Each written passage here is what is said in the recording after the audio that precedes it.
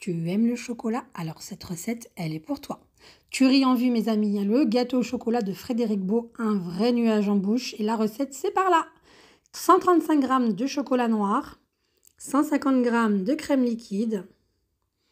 On aura besoin de 40 g d'huile de noisette ou bien d'huile neutre, 50 g de sucre en poudre, 60 g de sucre en poudre, 4 œufs dont on séparera les blancs des jaunes. Et pour finir, 35 g de farine T55. Allez, c'est parti. Dans un récipient, tu verseras le chocolat que tu vas faire fondre au micro-ondes par tranche de 30 secondes pour ne pas brûler le chocolat. Ou alors, tu fais un bain-marie. Donc, une fois que le chocolat est fondu, on ajoute la crème liquide en 3 fois et tu touilles jusqu'à bien insérer la crème liquide au chocolat.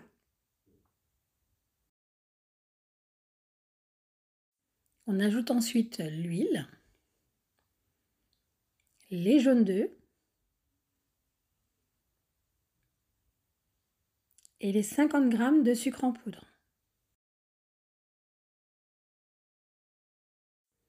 Et ensuite, tu réserves, tu mets de côté. Dans le bol de ton robot pâtissier, tu vas mettre les blancs d'œufs que l'on va faire monter en neige. Et quand tu commences à voir les traces de ton fouet dans les blancs, tu ajoutes petit à petit les 60 g de sucre. Et pour bien faire monter les blancs, on met vraiment le robot au maximum de sa vitesse pour avoir une meringue bien ferme. Et voilà le résultat. On obtient une meringue bien ferme que l'on va incorporer petit à petit à notre pâte de chocolat. Donc je vais mettre déjà une première partie que je vais bien mélanger vivement pour assouplir un petit peu la pâte.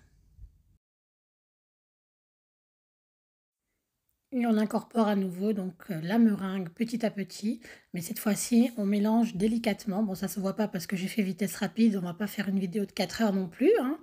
Mais voilà, on ajoute ça petit à petit. On ajoute enfin la farine que l'on va tamiser et que l'on va incorporer délicatement à la préparation.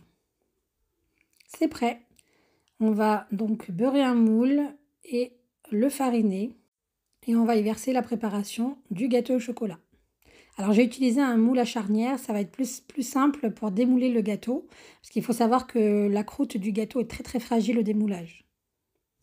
J'ai utilisé là un moule de 20 cm de diamètre et on enfourne dans un four préchauffé à 180 degrés pendant 30 minutes.